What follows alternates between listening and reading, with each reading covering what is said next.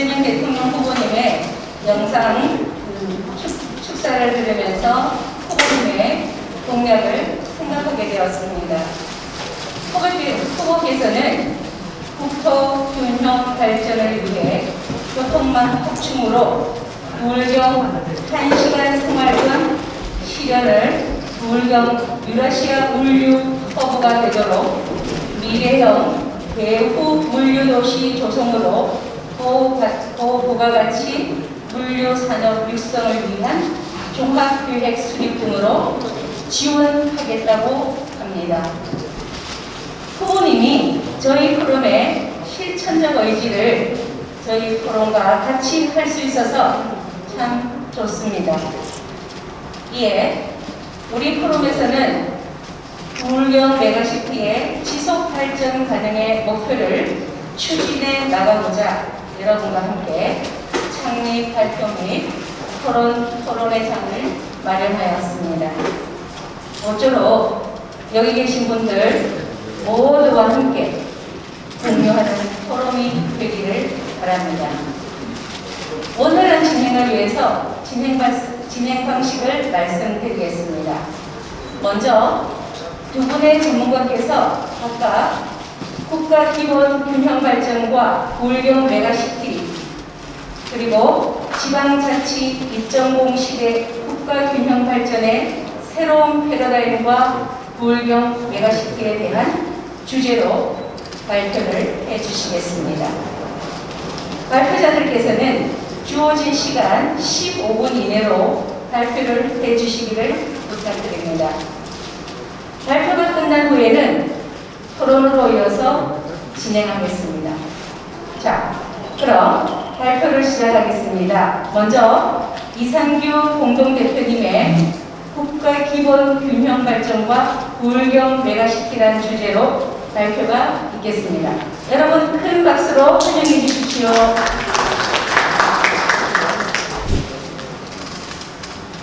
예, 여러분 반갑습니다. 예, 저는 오늘 첫 번째 주제 발표를 맡게 된 부울경 메가시티 포럼 공동대표 이상규입니다. 인사드리겠습니다.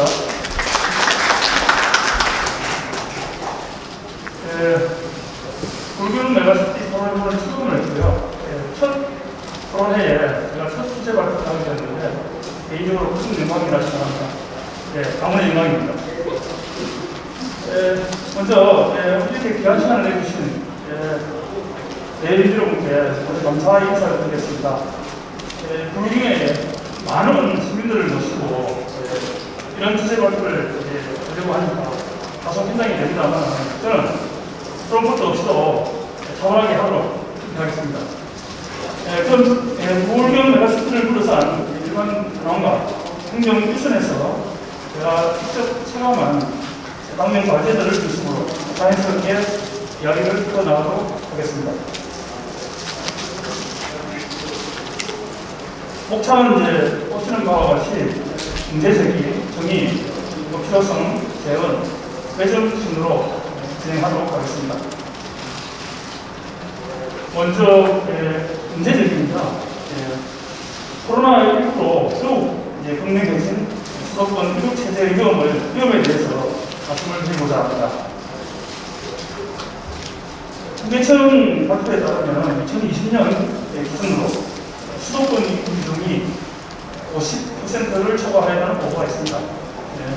수도권은 우리나라 전체 민족의 12.6%에 인구가 50.1%가 모여서는 매우 과밀지역이되었는데요. 큰 문제는 이 과밀이 특출 모른다는 게 있습니다. 그리고 이러한 과밀은 코로나19와 같은 위기 상황에도 부정적인 영향을 미치고 있습니다. 12월 현재 코로나19 누적 확진자의 70.9%가 수도권, 서울, 경기, 인천에서 발생된 것으로 확인이 되는데요. 단순히 인구 비중 대비로 봐도 1.4배의 감염률이 확인됩니다. 우리나라 수도권 인구 비중은 OECD 국가들과 비교해 보아도 대단히 높은 수준에 속합니다. 싱가포르, 홍콩 같은 도시 국가를 제외하고는 일본, 영국, 프랑스 등의 세계 경제 대국과 비교해 보면 50%라는 인구 비중이 얼마나 높은 수준인지 알 수가 있습니다. 인구 비중을 지도 형상에 대입하여 그림으로 나타낸 피토그램 인구 분석 사진입니다. 보시면 이 같은 수도권 집중이 얼마나 기형적인 모습인지 쉽게 확인할 수가 있습니다. 이 같은 수도권 집중 개선을 하기 위해서 그동안 국가적인 노력이 없었던 것은 아닙니다. 지난 참여정부에서는 국가근행발전 전략이라는 큰 명제 아래에서 공공기관 분산 정책과 혁신도시 건설 등을 추진하였으며 그 성과들이 점차 확인되고 있는 시점입니다. 하지만 이어진 이명박 박근혜 정부에서는 차별적 국가근행발전의 태도를 보여왔으며 수도권 총생산이 지역 총생산을 앞서는 역전 현상을 일으켜서 수도권과 지방의 국계능을 심화시킨 결과를 나왔습니다. 그럼에도 당시 5+2 공역 경제권 전략에서 동남 경제권 전략은 오늘날 메가시티 전략의 단초가 되었다고 볼 수가 있겠습니다. 그리고 이번 문재인 정부에서 들어서서 공역 경제권 구축 중점 전략이 제시되었는데요. 자연발생적인 경제 공동체인 불경 메가시티가 본격적으로 시작이 되었습니다. 실제로 당시 언론 보도인데요. 이건 한번 참고를 하시고 넘어가도록 하겠습니다. 다음은 정의입니다. 우리는 불경 메가시티를 어떻게 정의해야 할까요? 우선 유엔 보고서에 따르면 단순히 인구 1천만 명이 넘는 대도시를 추천한다고 되어 있습니다. 유사용어로는 메가시티 비전, 글로벌 도시군역, 그리고 메갈로폴리스 등을 들 수가 있겠습니다. 불경을 구성하는 각 지자체는 메가시티를 홍보하기 위해 각 홈페이지마다 약간씩 다른 용어를 사용하고 있습니다만 각각의 설명을 종합해 보면 수도권 집중화에 따른 문제 해결의 대안으로 부산 경남을 청안, 경제, 문화, 행정의 초강력 도시 공동체라고 정의할 수 있겠습니다. 하지만 이를 좀 더 깊이 정의해보면 문화적, 역사적 동질성을 지닌 부산, 경남이 활용하는 인구와 제조업, 첨단산업, 물류 플랫폼 등의 산업적 기반을 바탕으로 수도권에 버금가는 국가발전 축을 만들자는 전략이라고 말씀드릴 수 있습니다. 다음은 키워서입니다. 그렇다면 불경 메가시티는 왜 필요할까요? 물론 앞서 수도권 일극체제의 한계점을 지적했지만 보다 구체적으로 내부 요인과 외부 요인으로 나누어서 살펴보고자 합니다. 우선 우리 내부 요인으로 지방 소멸의 위험을 들 수 있겠습니다. 지도에 보시는 바와 같이 지방은 심각한 인구 소멸 위기에 돌입했습니다. 이는 다른 농촌 지역에 국한되는 현상이 아닌데요. 동남권 청년층의 이탈 상황을 보시면 부산 끝없이 지속적으로 청년층이 빠져나가고 있으며 반면에 서울과 수도권은 계속 인구가 증가하는 모양새입니다. 아울러 지역 내 총생산, GRBP는 점점 양극화에 돌입하여 수도권의 총생산이 59%를 넘어서는 풍요에 진입을 하였습니다. 그리고 이러한 수도권 전중 및 양극화 현상은 여러 면에서 악영향을 미치고 있는 것으로 보였습니다. 전국 토지자산 대비 수도권의 토지자산 비중이 오히려 상승 국면에 접어든 것으로 나타나 부동산 문제가 더 악화될 것이라고 전망되고 있으며 수도권 주택 보급률은 여전히 전국 평균치를 밑도는 수준입니다. 이와 같은 부동산 문제와 더불어 심각하게 지적되고 있는 문제는 바로 출산율입니다. 지방과 비교하여 하락률이 19%가량 더 떨어지는 추세입니다. 그 외에도 수도권 과밀로 인한 평일 교통 혼잡 비용이 7.8조 수준으로 전국 53% 수준의 혼잡 비용을 치른다는 통계 보고가 나와 있습니다. 수도권의 기능적인 교통 구조의 흥미성은 단적으로 보여주는 사례라고 하겠습니다. 실제 경기연구원의 2020년 보고서에 따르면 선진국 수도권과 비교하여 인구 비중 대비 국민 경제 기여도가 매우 낮은 수준이라고 보고된 바 있습니다. 다음으로는 외부 요인입니다.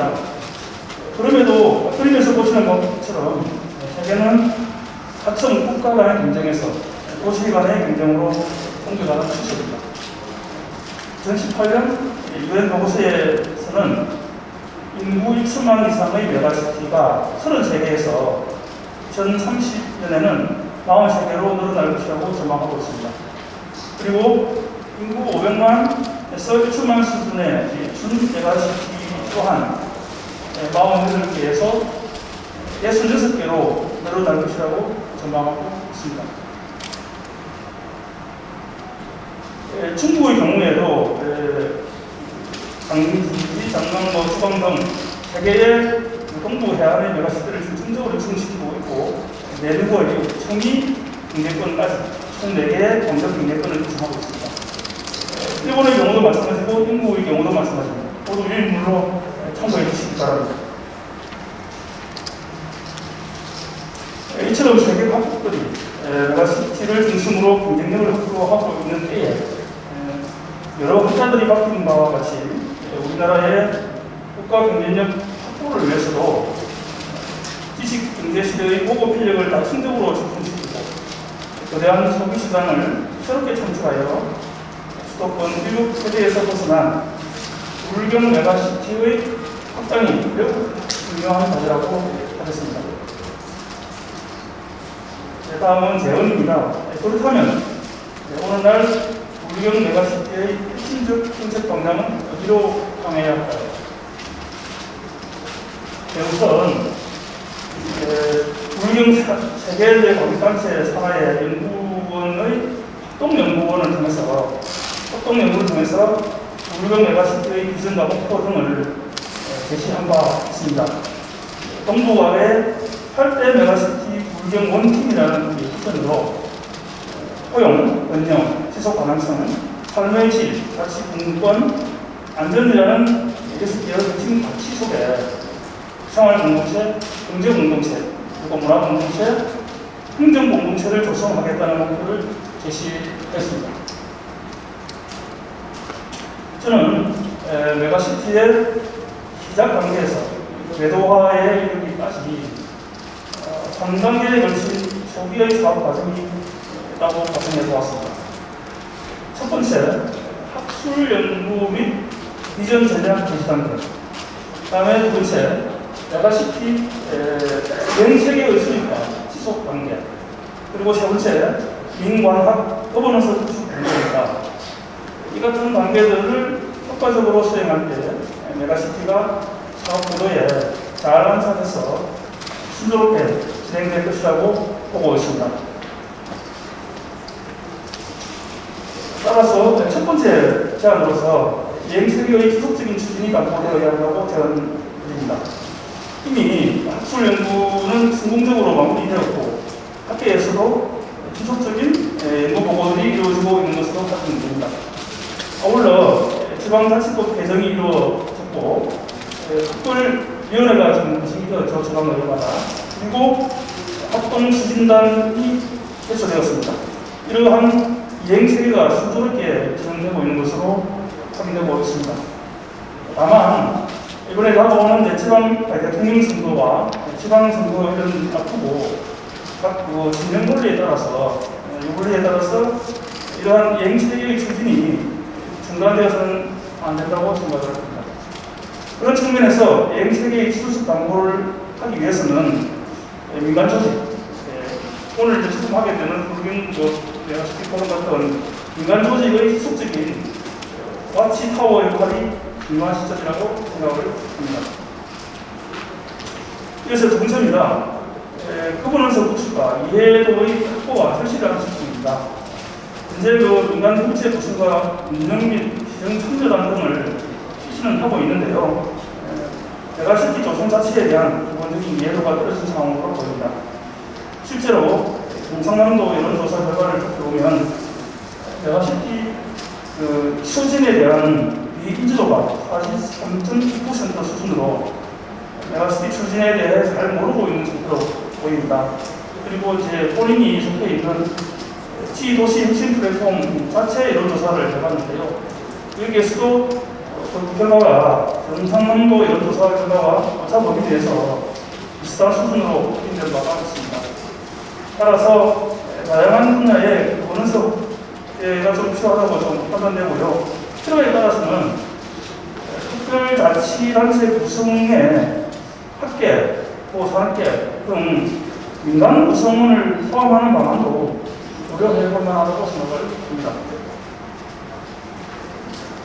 그리고 앞선 원은석 구축과 이해도 확보에서 한 발 더 나아가서 공감대 형성을 세 번째 과제로 제시합니다.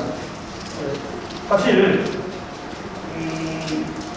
남과 부산 시민들은 아까도 말씀 계셨는데 우리 지자체가 부산에 흡수되거나 이후 소외되는 건 아닌가 하는 질문들을 드리는 경우가 있습니다. 실제로 제 주변에서도 그렇게 말씀을 하시는 분들이 많이 있습니다. 또 반대로 부산의 경우도 아까도 말하고 시끄럽게 구경 메가시티를 만들어서 혼란을 일으키노 이렇게 말씀하실 수도 있습니다. 하지만 지금 이대로 방치되는 것이 오히려 서울 중심의 수도권 집중 실패 사례로 가는 그림을 이해시킬 필요가 있다고 봅니다. 그래서 따라서 이 같은 주요 아젠다에 대한 전문가 참여 토론회, 공청회, 정책 공모 등이 필요하다고 생각됩니다. 소외된 지역 없이 상생할 수 있는 균형 발전 모델을 다양하게 제시될 수 있어야 할 것입니다. 네 번째로는 강력 교통망의 조기 구축 필요성입니다. 수도권의 경우 이제 2, 3기 신도시들을 계속 확장을 했지만 강력 교통망의 지속적인 설계가 반복되지 못하였고 그 결과 도시의 기능이 부산되기보다는 흠집만 커지고 효율은 떨어지는 비용적인 형태로 전락하는 보고가 있습니다. 따라서 충분한 교통 인프라가 대응되어야 메가시티의 목적을 조기에 달성할 수 있을 것입니다. 즉, 불경 메가시티의 경제 순환을 이끌 수 있는 교통망의 확대가 필요합니다. 광역 철도망을 조속히 완비하고 급행열차 노선을 조기에 추진하며 각구간별 고속도로 충도 시급한 현실입니다. 특히 신공항과 신항만이 동북아를 대표하는 물류국으로 돌아갈 수 있도록 공만, 공항, 철도를 결합하는 트라이포트 개념이 도입된 교통망을 조속히 확보해야 할 것이며 해상과 항공 연계 운송까지 수용할 수 있는 적극적인 개념의 물류망 설계도 필요하다는 말씀을 드립니다. 마지막 과제로서 초강력 협력을 위한 지원책 마련이 되겠습니다. 1+1은 1+1+1은 3이 아니라 항상 상승력을 뛰어넘는 111이 될 수 있도록 단순히 3개 방역단체가 연계하여 협력하는 연계 협력형 지자체를 만드는 것이 아니라 초강력 협력을 진취적으로 주도해 나가는 권한과 기능 입장형의 새로운 대한민국 1호 지자체로서 정체성을 나타낼 수 있도록 해야 할 것입니다. 마지막으로 해준 말씀입니다.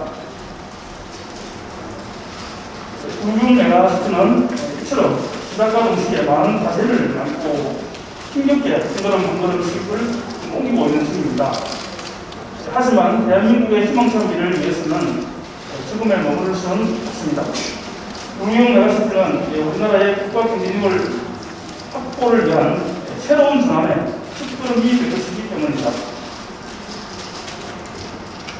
대한민국 근행 발전의 핵심 전략으로 시도되는 이러한 메가시티들이 전국적으로 시도되고 있는 가운데 첫 단추로서 불경 메가시티가 추진되고 있습니다.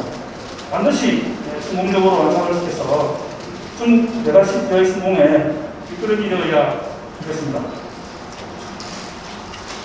마지막으로 제가 질문을 하나 드리겠습니다. 질문은 아니고요. 이런 다짐을 해볼 필요가 있는 것 같습니다. 과연 불경은 살아남을 수 있을 것인가? 여러분들 살아남을 수 있을 것 같습니까? 예, 살아남아야겠죠. 예, 우리의 미래는 불확실합니다. 그러나 준비한 자가 사실은 강하고 또한 살아남는다는 진리를 우리는 오늘 이 자리에서 한 번 더 확인했으면 좋겠습니다. 예, 이상 그 부족한 발표 끝까지 경청해 주셔서 감사합니다. 다음 하겠습니다. 깔끔한 BT에 정말 깔끔한 발표를 해주시는데도 15분이 좀 넘게 걸렸는데 저는 정말 지저분하게 장황한 PPT를 15분 안에 아마 발표하기 쉽지 않을 겁니다. 그래서 정말 저거 그냥 덮어두고 제가 평소에 생각했던 이 골격 메가시스템 문제와 국토균형 발전에 관한 제 나름대로의 좀 갖고 있는 소견을 말씀드리는 걸 교체를 하는 게 가장 효율적이 되는 생각이 좀 듭니다. 저는 먼저 그래서 좀 말씀을 드리고 싶은 게 저는 이제 골격 메가시티라고 하는 그 컨셉이 사실은 일정한 고유명사라고 봐야 돼요.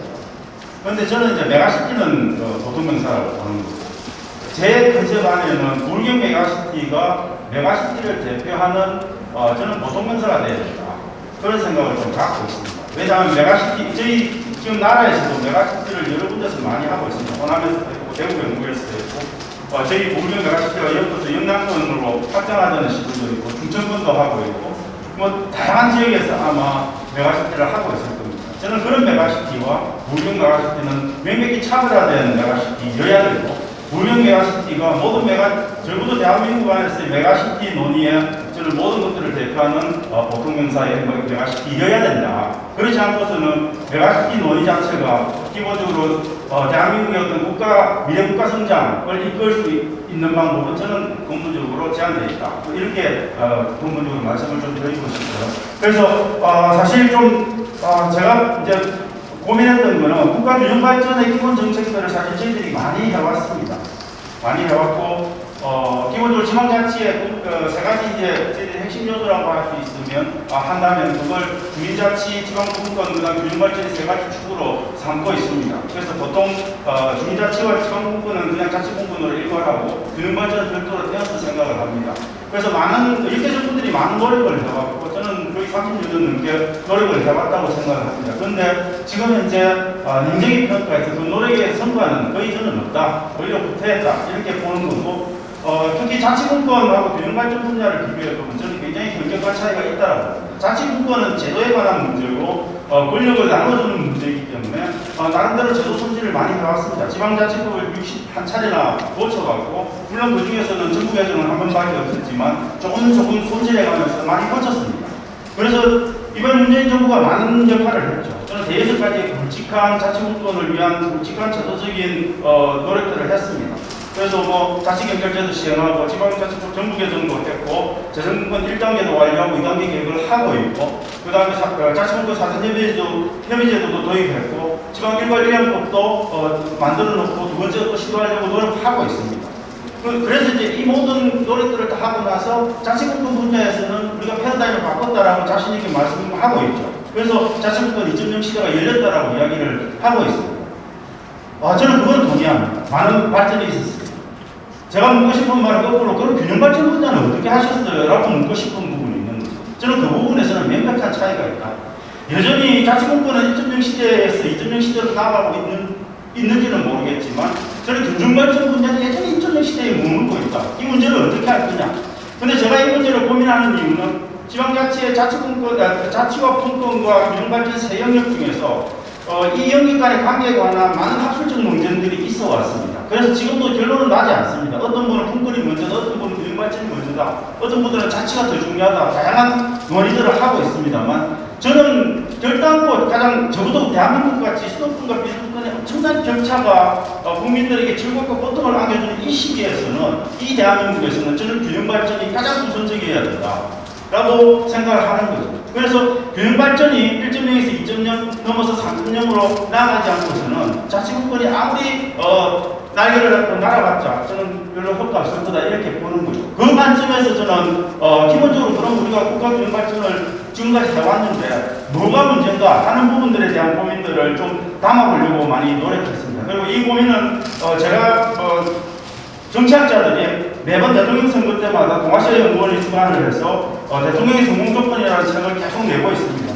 이번으로 한 4번째 지금 내번인데 거기에 제가 제자로 참여하면서 균형발전 문제에 관한 고민들을 좀 담아놓은 것들을 요약을 해서 드리는데 저는 그 속에서 균형발전의 가장 큰 문제는 방금 말씀드렸듯이 분권과 균형발전, 자치를 포함한 자치분권과 균형발전의 관계 문제에서 좀 우리가 생각을 너무 자치분권에 초점을 너무 많이 맞춰왔다. 그래서 좀 이제는 좀 균형발전에 좀 더 올인하는 그걸 통해서 대한민국 국가 성장에 새로운 좀 미래를 담보하는 그런 노력들을 저는 할 필요가 있다. 이런 고민들을 조금 했었고요. 그 다음에 또 한 가지는 우리가 지금까지 일개 정부들이 많은 균형 발전을 하기 위한 많은 노력을 해왔고 문재인 정부도 하고 있죠.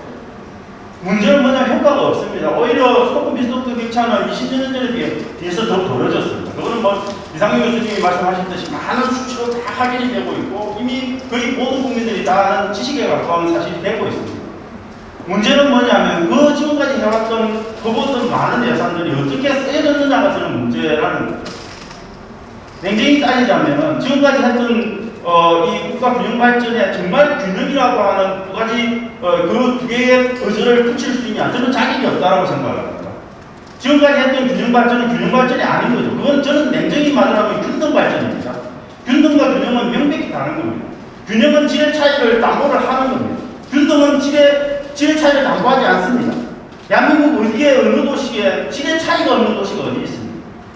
질의 차이를 저희들이 담보하는 발전 전략을 세워야 된다면 그 질의 차이, 성장의 잠재력의 차이에 따른 자원 배분의 차이가 존재를 해야 됩니다. 그런데 저희들 지금까지 균형 발전은 그렇게 하지 못했습니다. 나눠먹기식 예산을 투입했습니다. 매년 20조, 30조 가까운 국가균형 발전 예산을 투입하면서도 전부 다 나눠먹기하고 끝냈습니다. 그거에 당연히 효과를 낼 수 없는 거죠. 저는 그래서 이제는 정말 균등 발전에서 균형 발전으로 제대로 나가자. 이 부분에 대한 고민을 저는 조금 할 필요가 있지 않는가 뭐 이런 부분들을 좀 생각을 많이 했던 거고요. 그런 내용들을 지금 제 이 짧은 PPT에 담아놨습니다. 그래서 아마 자세한 내용들은 그냥 PPT 자료로 읽어보시면 좀 이해를 할 거고요. 그래서 그러면 뭘 어떻게 할 거냐? 결국은 저는 이 모든 문제를 한꺼번에 푸는 방법은 큰 틀을 바꾸는 거예요.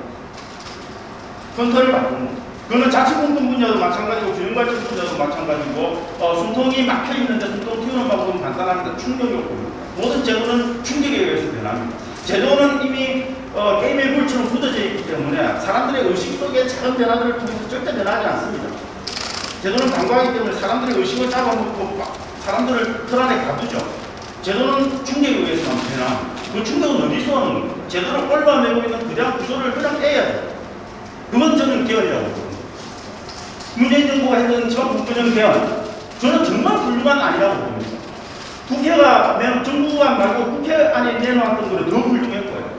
중국 지도지사 협의회에서 내놓았던 안은 그것보다 더 혁명적입니다. 물론 많은 시민단체에서 내놓았던 안, 문고박회에서 내놓았던 안도 더 혁명적입니다. 저는 적어도 우리 개헌안이 지방권 혹은 균형발전에 관점에서 어디로 가야 되는지에 대해서는 사회적 합의는 이미 다 되어 있다고 봅니다. 답상은 다 차려져 있습니다. 그냥 답을 떠먹으면 되는 거예요. 문제는 정치적인 여러 가지 이유들로 못 떠먹고 있는 거고. 왜 못 떠먹고 있냐? 저는 대통령의 강력한 의지가 부족하다. 저는 그게 가장 큰 문제라고 봅니다. 설득해야 됩니다. 적어도 이 분야에서. 그래서 권력구조 개편 문제와 두 개를 떼어서라도 다른 사회적 합의를 이끌어가는 새로운 방향, 투트랙 전략을 세워서 나가야 되는 그런 저는 좀 지혜들이 필요하지 않을까. 그리고 균형 발전을 제대로 하기 위해서, 균등 발전이 아니고 균형 발전을 하기 위해서 저는 네 가지 정도를 고민을 해야 된다고. 우리나라 균형 발전 예산 너무 적습니다. M분을 1로 나누면 더 적고, 그걸 선택과 집중의 원리에 따라서 어느 한 곳에 몰아주더라도 적습니다. 생각을 해보면 정말 지역이 다 죽어가고 그것 때문에 국가 미래가 없다라고 이야기하는데 저희들 1년에 20조, 30조밖에 뽑지 않습니다. 교육을 위해서 77조, 80조 가까운 돈을 퍼붓습니다. 그 다음 국방을 위해서 55조에서 60조의 돈을 매년 퍼붓습니다. 왜 균형발전에는 그런 돈을 퍼볼 수 없습니까? 라고 물어야 됩니다. 물론 정부는 이야기할 겁니다. 세원 마련을 이렇고 여러 가지 어렵습니다. 그렇지만 세수, 남아돈의 세수가 35조에 이르고 있습니다. 내년에는 얼마나 더 나올지 모릅니다. 그런 것들을 과감하게 좀 세원을 확보해서 균형 발전을 위해서 투자하는 게 저는 옳다. 그래서 균형발전의 전체적인 파일을 키우자 하는 생각을 좀 갖고 있고요. 그 다음에 균형발전을 파일을 키워도 나무 갖는 방식을 좀 바꿔야 된다. 그 방식에 바꾸는 방법은 선택과 집중의 원리를 가야 된다. 균등이 아니고 균형으로 가야 된다. 대성부른 나무에 물을 줘야 되는 거예요. 그 대성부른 나무는 어디냐? 그건 답은 하나밖에 없습니다. 불균밖에 없는 거죠. 대한민국이 어디에, 어느 도시, 어느 지역에 그 가능성을 정말 그대로 보여주고 있고 잠재로 갖고 있는 도시와 지역이 어디에 있어요? 여기 있는 겁니다. 그걸 통해서 저는 60년대, 70년대 대한민국의 한강의 기적을 이끌어냈던 경구축 중심의 성장 축을 새롭게 재건해서 만들어내는 그런 조금 노력들, 이런 것들이 있어야 제대로 된 균형발전이 좀 가능할 거다. 그런 부분이고요. 그 다음에 균형발전을 할 때 중요한 거는 그렇게 예산을 퍼붓고 나눠가는 방법도 좀 선택과 집중의 원리를 통해서 바꿔놓고 그 다음에 해야 되는 거는 자 이제 줄 만큼 주고 너가 할 만큼 할 수 있게 해줬으니까 알아서 좀 사시라 라고 하는 걸 해야 돼. 그때 자치분권이 개입해야 돼. 뭔가를 마음대로 자치단체장들이 알아서 할 수 있게. 근데 지금은 알아서 하라고 하면 전부 다 뭘 해야 될지 모르는데 왜 다시 총알이 없기 때문에 총을 쏠 수가 없죠. 총알 확보해 줬으면 알아서 하라고 하는 그 제도적인 틀을 자치분권의 헌법틀로 만들어줘야 된다. 저는 그렇게 갈 때 제대로 된 국가 균형발전이 생길 거고 그게 저는 국가 전체의 성장 동력을 만들어내는 힘이 될 거다 이렇게 보는데 문제는 사회적 합의가 중요하다. 만약에 제가 이렇게 말하면 대구 경북 사람들이 그냥 발끈할 겁니다. 충청도 메가시티 갖고 지난 재보궐선거 때 엄청나게 노력했죠. 아마 충청도 사람 들고 일어날 겁니다. 그런 부분에서 설득해야 돼요. 그건 저희는 정치권이나 대통령의 담긴 저는 과제라고 보는 겁니다. 정말 그게 필요하다면 그렇게 사회적 합의와 설득을 통해서 정치적인 난제를 풀어나가는 저는 그런 것들이 조금 필요하지 않는가. 그 속에서 저는 그걸 제대로 하는 하나의 시험 문제, 그 다음 테스트 베드. 이게 저는 불경 메가시티라고 하는 사실을 저는 지금 1000명의 지식인들이 모여서 하겠다는 이 메가시티 포럼이 그 이유와 정당화의 논리들을 만들어내는 포럼이 돼야 된다라고 생각을 하는 거예요. 그래서 이 포럼은 저희들이 사회적 합의에 가는데 가장 어려운 점은 지역 간의 그런 어떤 지역 이미지에 입각한 그런 저항도 있겠지만 저는 대한민국에는 대단히 무섭게 보수와 진보 간의 갈등도 있습니다. 사실은 저는 지방자치 이 분야는 보수의 굉장히 중요한 아젠다고 역사적으로 보수가 지향해온 아젠다입니다. 대한민국은 완전히 거꾸로 되어 있습니다. 지방자치와 자치분권 균형발전이 진보의 아젠다로 오해받고 있습니다. 아닙니다.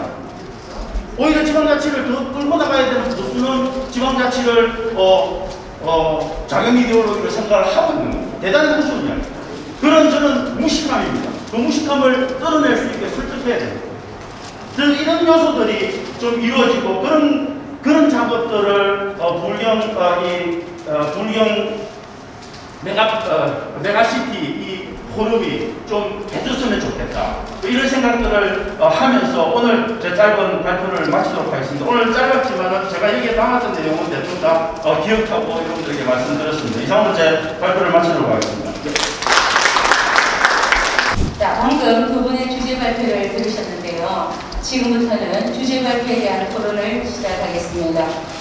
토론 순서는 순서대로 해주시고 토론자의 말씀이 다 끝난 후 주제 발표를 해주신 두 분 중에서 본인 주제와 관련된 내용에 대해서는 부연이나 추가 설명을 간단하게 해주셔도 됩니다. 토론 역시 시간을 잘 맞추어 주시면 감사하겠습니다. 한 분당 한 2, 3분 정도로 해주시면 감사하겠습니다. 자, 그러면 여기 옆에 계신 김두관 의원님, 아니면 문정도 의원님, 여기 순서대로 그냥 계신 대로 하겠습니다. 그냥 편해요. 네, 김두관 의원님께서 마이크가 하나 더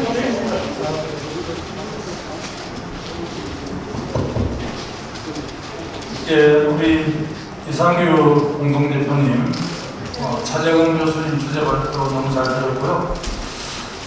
준비가 안 돼서 못하는 게 아니라 어떻게 보면 의지가 없어서 못하는 게 아닌가 이런 생각을 해봅니다.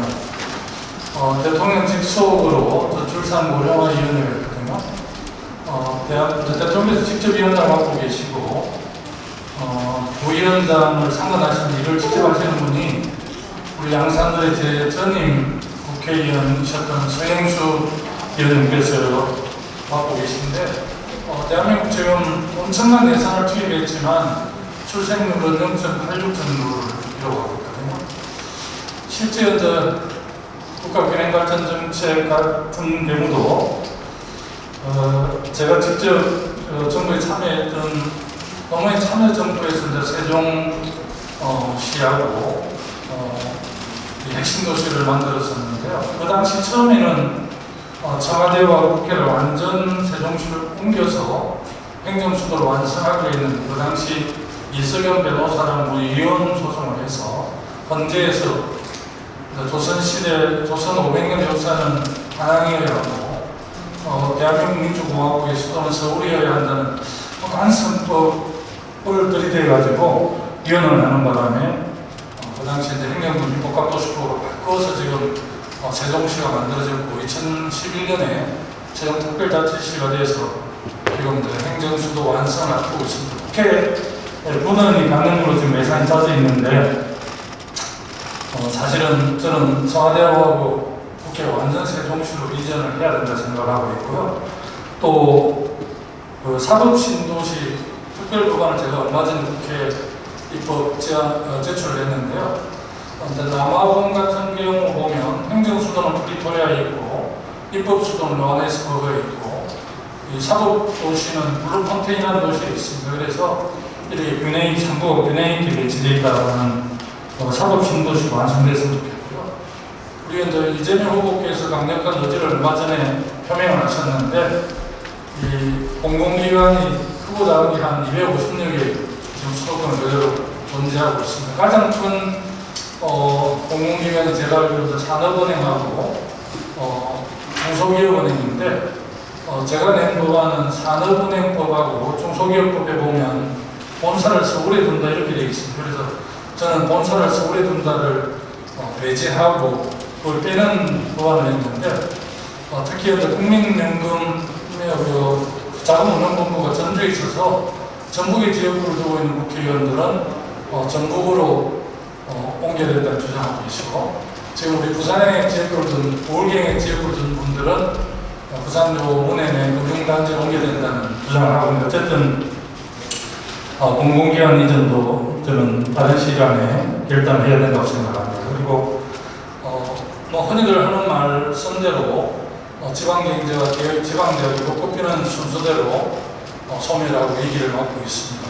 그래서 저는 지방대학에 우리 정부가 강력한 의지를 가지고 지원을 거점대학이든 사립 연계형이든 대학을 완전 지원을 해야 고급 인력을 배출할 수 있고 그래야만 또 기업이 올 수 있다고 생각합니다. 기업 입장에서는 지방에 가면 고급 인력을 구할 수 없기 때문에 판교에 나면 안 가겠다 이런 입장이고 또 좋은 기업이나 어쨌든 핵심 기업이든 대기업이든 지방에 없으니까 또 그게 이제 악순환이 되는 그런 상황입니다. 특히 이제 지방으로 대기업이라는 좋은 기업들을 옮겨오면 지방에서 인센티브를 확실하게 줄 수 있어야 하는데 그러니까 공간과 관련해서 보면 저는 지방 정부의 가세권이 없기 때문에 그렇게 안 되는 측면들이 있고요. 우리 차재근 교수님께서 이제 부울경 수도권과 비수도권이 상생하고 윈윈하는 차원에서 동시다발로 이렇게 추진하면 좋지만 그게 쉽지 않기 때문에 더 냉정하게 보면 그래도 수도권과 선의 경쟁을 하면서 좀 먼저 이렇게 출범할 수 있는 쪽이 부울경 메가시티가 아닌가 저도 그렇게 생각하는데 저는 또 정치를 하니까 그런 발언에 대해서 자신 있게 말씀 못 드리는 점을 좀 양해해 주셨으면 좋겠다는 말씀을 드리고요. 사실은 어차피 우리는 대통령 중심제라는 권력 구조를 갖고 있기 때문에 대통령하고 정부 여당으로 강력한 의지가 가장 중요합니다. 핵심 도시를 그렇게 만들 수 있었고 그나마 세종 지금 특별자치로 승격이 됐는데 그렇게 만들 수 있었던 것은 노무현 정부의 강력한 의지하고 그것을 뒷받침했던 정부의 핵심 지방분권위원회 성경영 교수가 위원장을 맡았던 국가균형발전위원회 그리고 부처에서는 행정자치부 산업부 이런 부처들이 국토교통부 이런 쪽에 강력하게 그때 대통령과 손발을 맞아서 한 팀이 돼서 원팀이 돼서 그래서 가능했고요. 저는 지금 국가근행발전 2.0이든 이게 가능하려고 그러면 차기 5년을 맞는 차기 정부의 의지가 가장 중요하다고 생각합니다. 상당한 전문가들은 이제 수도권과 비수도권 근행발전 불가능하다 이미 지났다라고 이렇게 주장하는 분도 꽤 있지만 저는 그래도 차기 5년이 근행발전을 할 수 있는 마지막 골든타임이다 이렇게 생각을 해서 저도 5급 이특체제라는 대한민국 재구조화를 지난번 대선경선 과정 주장을 했는데 제가 좀 더 사퇴했지만 나름대로 의미있게 생각하는 것은 그래도 처음에는 우리 당의 후보들이 근행발전이나 이런 지방 문제에 대해서 의식은 하고 있었지만 그 정도 심각한 줄은 몰랐던 것 같아요. 그런데 지역에 순회하면서 토론을 하고 지역민들을 만나니까 강력하게 요구를 하니까 제가 여러분들은 추미애 후보는 구체적인 정책을 거의 좀 덜 낸 것 같아요. 다른 후보들은 오히려 제가 했던 것보다 더 이 정책을 못해서 내는 걸로. 그래서 우리 당의 모든 후보들이 근행발전이든 지방 문제에 대해서 확실하게 느끼고 또 정책으로 반영해야 되겠다는 그런 공감을 얻어낸 점은 제가 전도의 사퇴했지만 좀 의미가 있지 않는가 생각합니다. 그래서 어쨌든 저희 입장에서는 우리 송기도 근행발전 후보 근행발전위원장 상임위원회 공동을 맡고 있는데요.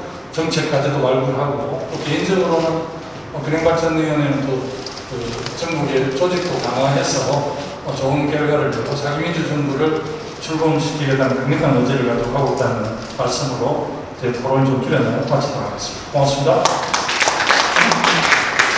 아까 제가 진행하면서 보니까 굉장히 꼼꼼하게 원고를 검토하시고 메모를 많이 하시는 것을 봤습니다. 말씀 중에 세종시 이전이 필요하다. 그다음 사법 신흥도시가 완성돼야 되고 지방대학의 발전이 이루어져야 균형이 이루어지지 않는가라는 말씀으로 차기 5년 균형 발전에 대한 희망사항을 말씀해 주셨습니다. 감사합니다. 자, 다음은 전 부산시장이신 민정수 의원님께서 토론해 주시겠습니다. 네, 여러분 반갑습니다. 그리고 포럼을 참여도 축하드립니다. 앞에서 발제하신 분 그리고 메가시티에 대한 말씀을 그리고 당의 위원장을 김영준 선생님 그리고 몸소 지방자치를 펼치고 실천하고 또 메가시티를 위해서 노력하고 계시는 김도환 의원님의 정말 굉장히 있을 텐데 저는 여기로부터 자료를 받고 또 발제단을 얘기를 듣고 그걸 나름대로 멘트하겠습니다만 시간이 부족해서 그걸 우리가 어찌 보면 오랫동안 다뤄왔던 일이고 난제 중에 난제로 풀 수 있는 일이 많기 때문에 저는 평소 지방자치, 지방행정을 하면서 느꼈던 경험을 두 가지를 얘기하면서 그게 토론에 대한 대화입니다. 먼저 아까 몇 분들 말씀 계셨지만 왜 이 포를 왜 지금 생기느냐? 왜 지금 갑자기 지방이 몰락해가고 우리 다급한 절박한심에 빠지느냐? 이렇게 갑자기 생각이 들고 이건 오래전부터 있어왔던 일입니다.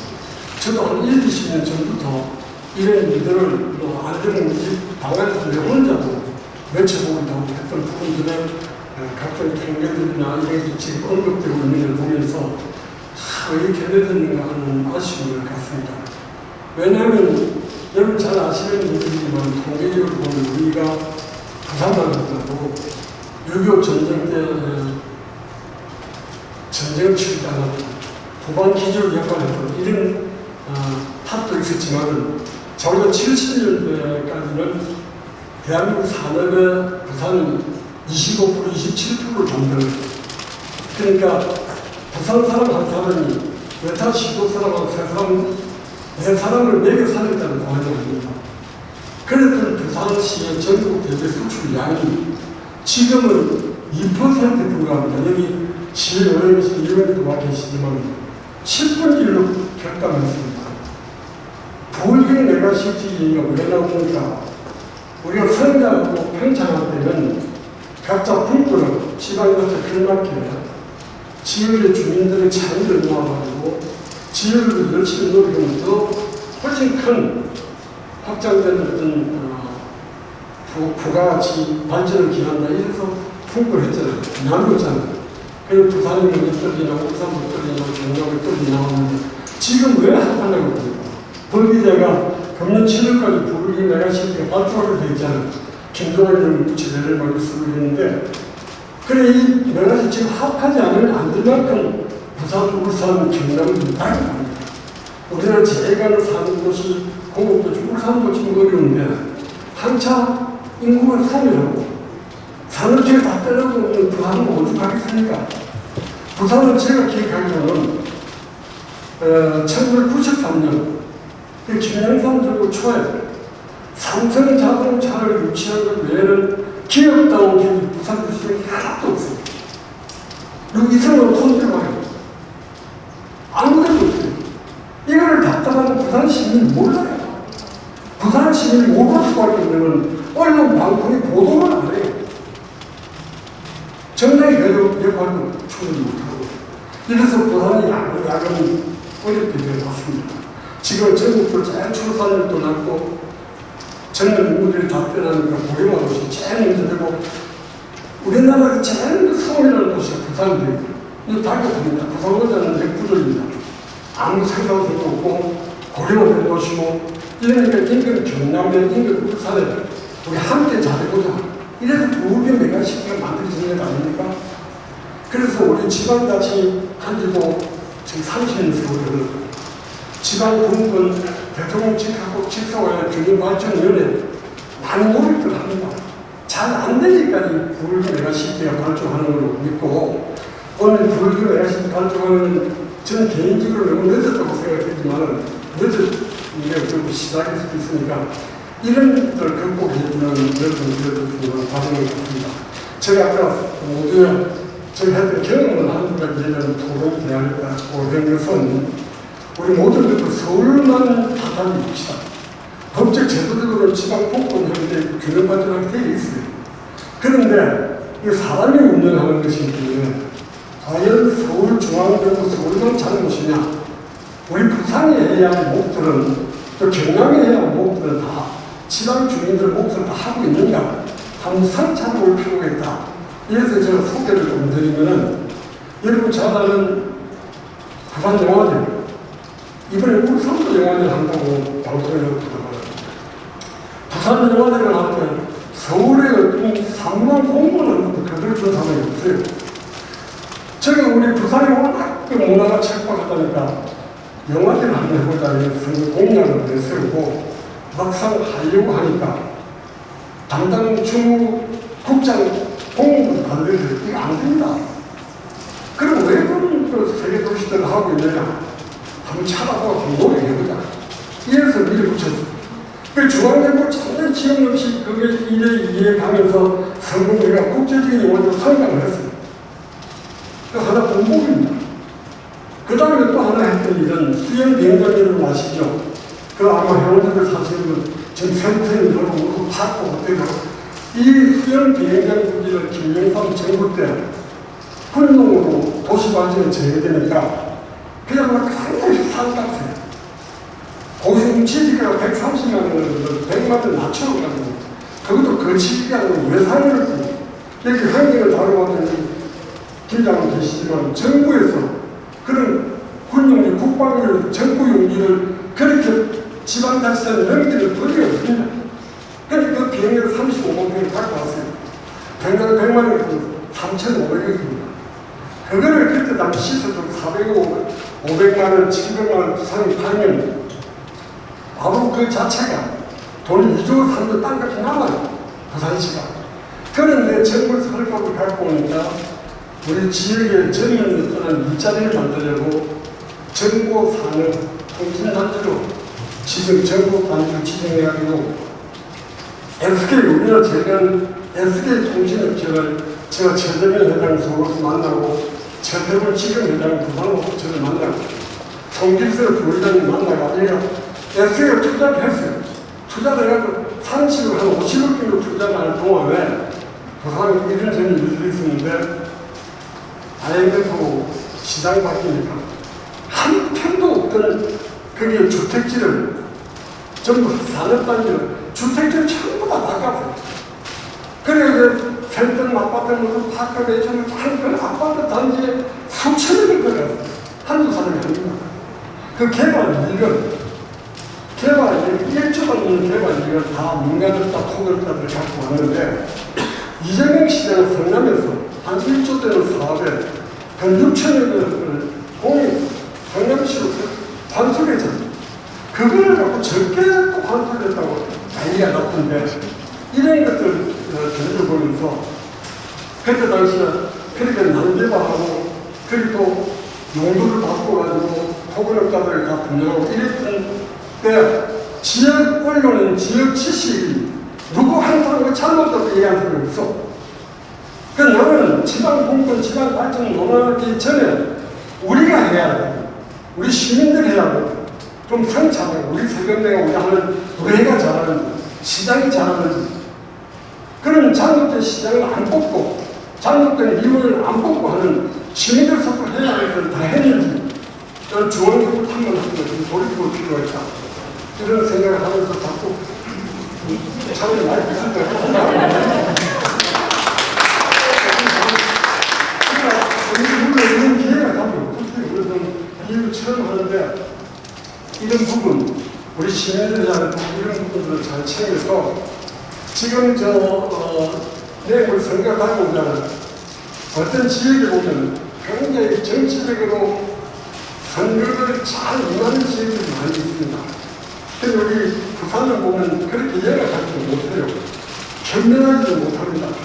그런데 이번 선거는 누가 과연 지방자치, 지방공권, 그리고 부산의 이 메가시티를 내가 마지막으로 우리가 부산이 공모를 하고 부울림이 함께하고 이런 발전을 기하는 가장 적합한 후보가 누군가 이런 아주 좋은 기회가 다가왔기 때문에 부산 시민들, 울산, 경남 힘을 합쳐서 메가시티 오르는 것으로 마지막으로 기울어진 이 메가시티를 잘 활용하고 성장의 계기를 삼아서 마련을 갖고 굉장히 아쉽게 지금 마이크를 해야겠습니다. 아까 박수를 칠 때 그만두실까 생각을 하고 제가 마이크를 켰다가 다시 마이크를 켰습니다. 정말 대단한 행정가이신 것 같아요. 그냥 예전에 그 생각들을 다 기억을 하셔서 저희들한테 다시 한번 말씀해 주심에 대해서 대단히 감사를 드리고 지역의 지성인들의 창의를 발휘해서 우리 부울령 메가시티가 얼마나 중요한가 그런 중요성을 아주 짚어서 말씀을 잘 해주셨습니다. 다시 한번 큰 박수로 대단히 감사합니다. 자, 그 다음에 전 시각처장님의 유영진 처장님의 말씀드리겠습니다. 예, 반갑습니다. 저는 오늘 이 모임 불경 메가시티 포럼이 불경 시민들의 본부임이 아닌가 일찍이 훨씬 전에 시작돼야 되는데 너무 늦은 감이 많습니다. 외국에서 보면 메가시티가 시행되는 각국의 나라도 있는데 이 불경이 합쳐서 좀 더 강력 경제권을 가지고 만들어보자는 목표인데 과연 성공할 수 있을까? 라는 데 대한 약간의 우려가 있습니다. 미리 해야 되는데 외국에는 이 메가시티가 성공할 수 있는 기반은 교육의 불평등이 없습니다. 그 말은 무슨 말이냐면 옛날에는 부산에서 태어났으면 여기가 동부죠. 여기가 안철수가 하는 그 부분이 이 지역에서 태어났는데 그분이 부산고등학교 뺑뺑이 학교입니다. 나왔을 때 동기들이 서울대뿐만 아니라 엇가리아를 가는 수가 100몇십 명, 200명 가까이 됐어요. 지금은 동부에서 거의 엇가리아를 가는 사람 한 명도 없을 겁니다. 제가 추측했는데 사상도에도 한 명도 없을 거예요. 영도에 한 명도 없을 거예요. 그런 정도로 이 교육 환경이 이렇게까지 되었습니다. 문재인 정부 들어서서 지방 그 할당제 해가지고 좀 비례를 이렇게 40% 정도 합니다만, 제가 그 시장을 할 때 오송에서 그 의사들을 채용하기 위해서 스트레스 소비를 많이 하는데 오지가 않습니다. 왜 안 오냐? 애들 문제 때문에 그렇습니다.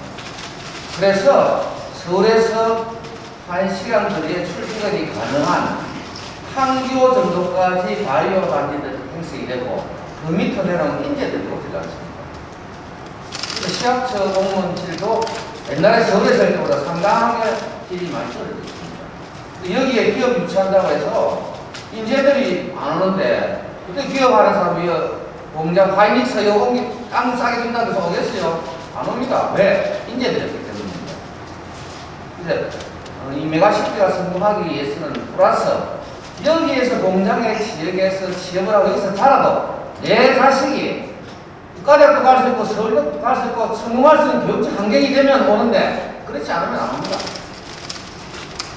그래서 이 메가시티가 성공하고 우리가 다시 운영하기 위해서는 제일 우선 제가 생각하는 문제는 교육 문제가 해결이 돼서 어느 지역에서 나든 어느 부분에 대해서 태어나든 내 자식이 성공할 수 있는 길이 보장된다면 다 됩니다. 근데 그게 안 되기 때문에 서울로 모이 들고 여기는 자꾸 저출산이 더 심해지고, 혹시 또 결혼한 사람도 이세를 위해서 또 서울로 월급이 여기보다 더 작아도 서울로 가는 현상이거든요.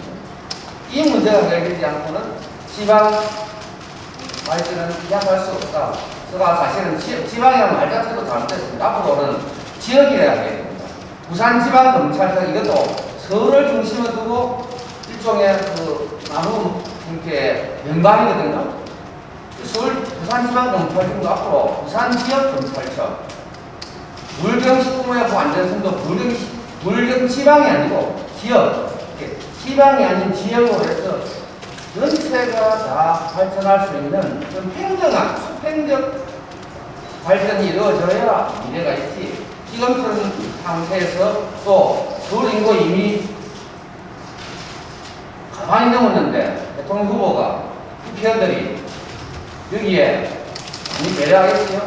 그래서 우리 당도 사실은 수도권에 집중해가지고 총선 때 그 여기는 지원을 많이 안 합니다. 보기다시피. 왜 가만 생각에서는 수도권이 더 중요하기 때문에 여기는 후보도 당선자가 별로 안 오니까 서울에서는 당에서도 별로 역점을 안 줍니다. 그런 상황까지 지금 우리가 이 부산지방이 내려와 있습니다.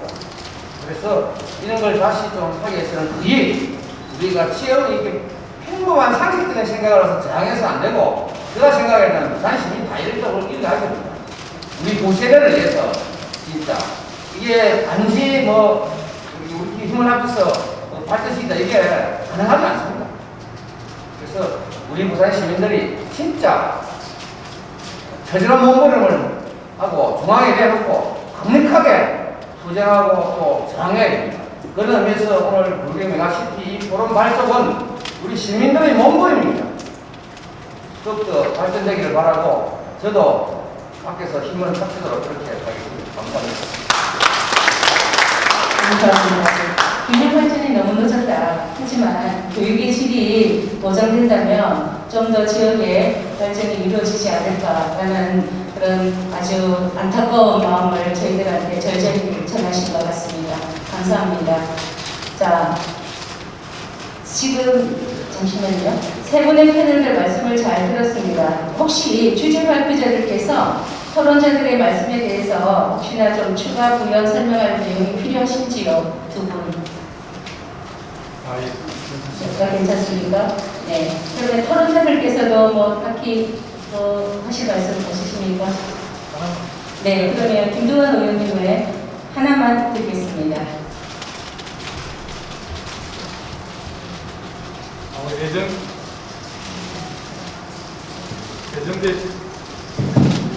예정된 시간이 지나서 좀 말씀드려 신고스럽기는 합니다만, 이 보명 메가시티가 이제 지방자치법 전부 개정안에 근거해서 광역자치연합이 가능하게 되어 있습니다. 그래서 충분히 이제 유럽 EU를 보면 독일, 프랑스, 영국이 있지만 EU가 있듯이 보호경 행정체계가 유지되면서 강력 인합이 가능해서 보호경 메가시티를 충분히 뒷받침할 수 있을 것 같고요. 특히 저희 유영진 전 시협지장님께서 교육을 굉장히 강조하시는데 전적으로 동의하고요.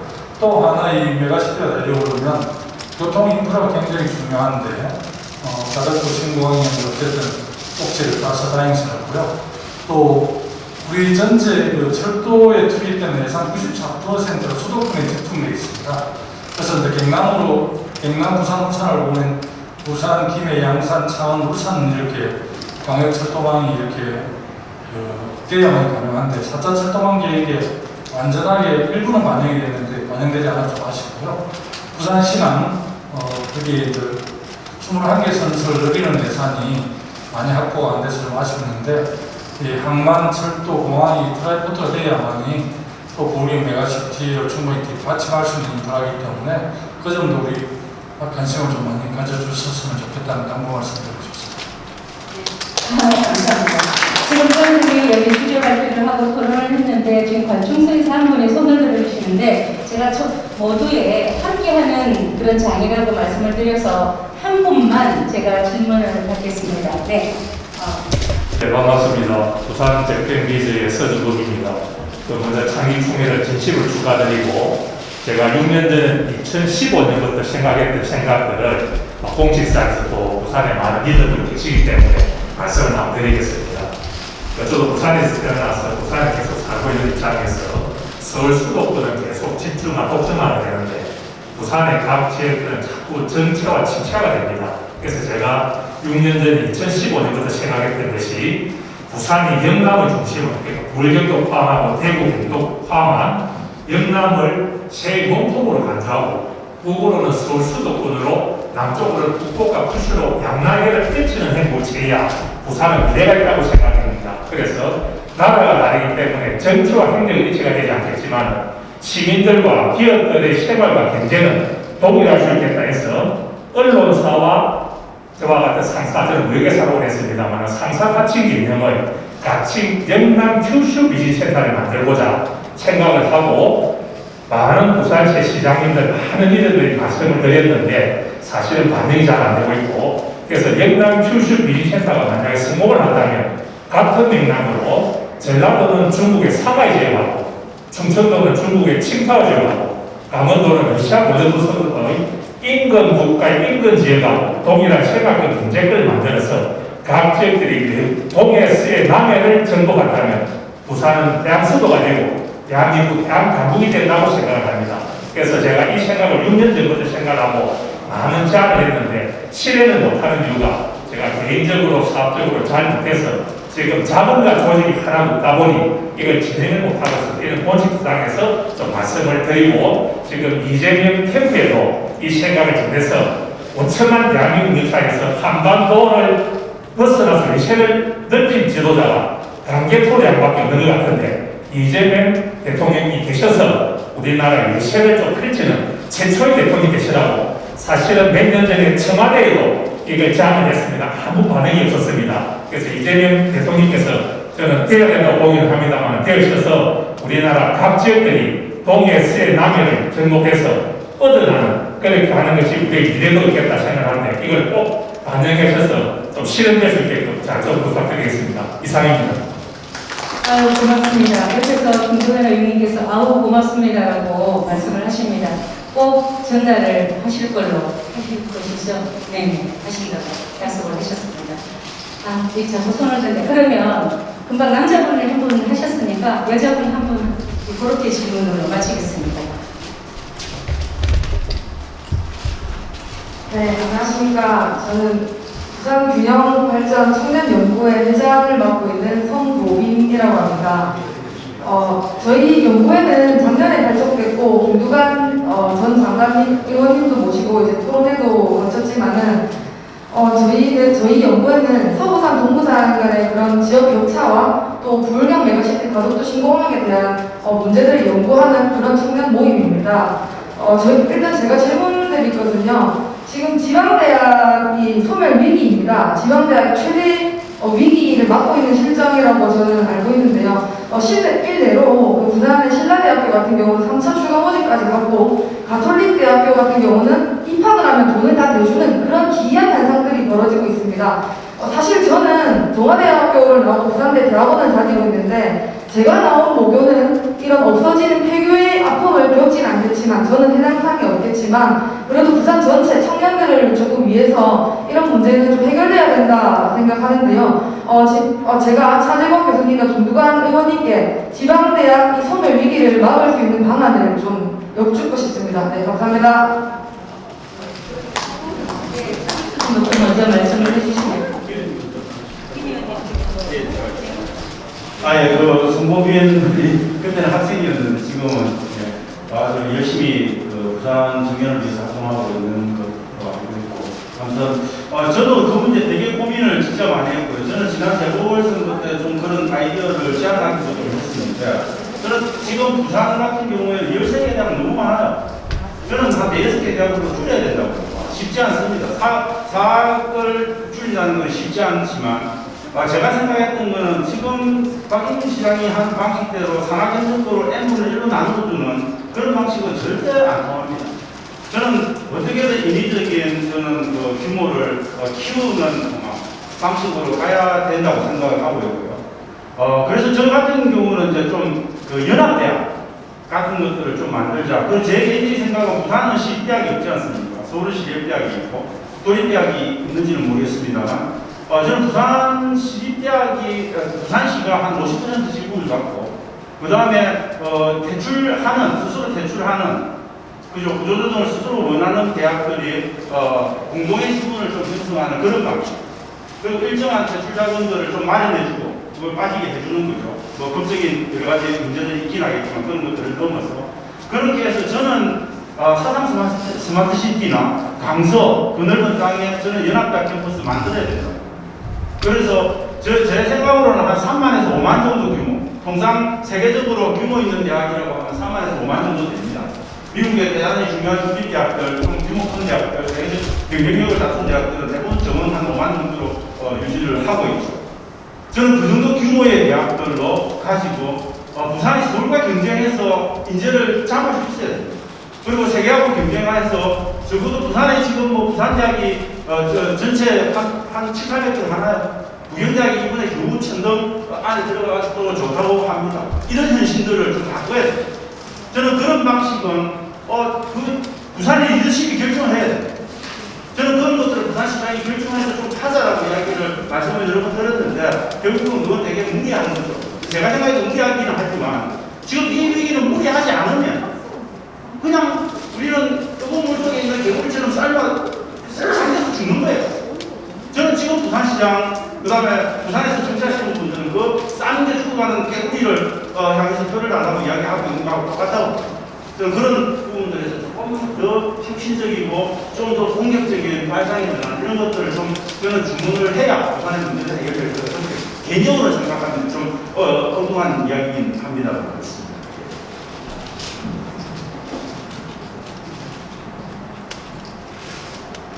우선 부산 재팬비제에 서정근 대표님께서 제안하신 부산을 받은 영남하고 후쿠오카 쿠슈하고 경제 교류 협력 또 공동 발전에 대해서는 후보님께 잘 전달하도록 그렇게 말씀드리고요. 성보빈 회장님이 제안했던 것과 관련해서는 우리 차장 교수님께서 잘 정리해 주신 것 같은데요. 약 구조 조정이 매우 힘들긴 하지만 핵심해야 될 것 같고요. 저는 교육이 있지는 않는데 전체 교육부 예산을 살펴보니까 서울대학교가 법인이 됐는데 여전히 좋은 프로젝트를 많이 기획을 해서 그런지 압도적으로 예산을 많이 가져가고 있다. 그래서 저는 적어도 아까 말씀드렸던 지방대학을 육성하려고 그러면 오히려 교육부가 결단하고 훨씬 더 지방대학에 훨씬 더 많은 지원을 해야 되는데 지금 구조가 그렇게 안 돼 있는 것 같은데 그런 문제도 정말 결단해야만이 가능한 일이 아닌가 싶습니다. 지방대학의 육성 없이 지방에 좋은 게 올 수도 없고 인재가 뒷받침되지 않기 때문에 악순환이 되는데 어쨌든 결단해서 선순환이 되도록 그렇게 노력을 하겠습니다. 아마 그런 점에서 저는 이재명 후보가 상당한 좀 위와 결기와 의지가 있다고 생각을 하는 지켜봐 주시고 응원해 주셨으면 좋겠습니다. 네, 감사합니다.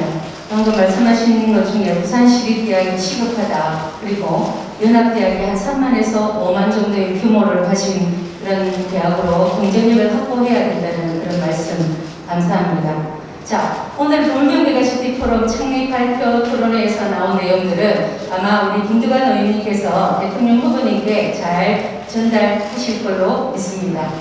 앞으로 우리 돌경메가시티가 지역 균형 발전에 최선을 다하여 노력할 것이며 초광역 부울경 메가시티로 거듭나는 그날까지 우리 포럼은 지속하는 발전의 목표를 두고 꾸준히 저희의 역할에 최선을 다하겠다는 말씀을 드리면서 발표 및 토론을 모두 마치겠습니다. 주제 발표 토론 등에 참여해 주신 전문가 여러분과 이 자리에 계신 여러분께 다시 한번 감사 말씀드립니다. 감사합니다.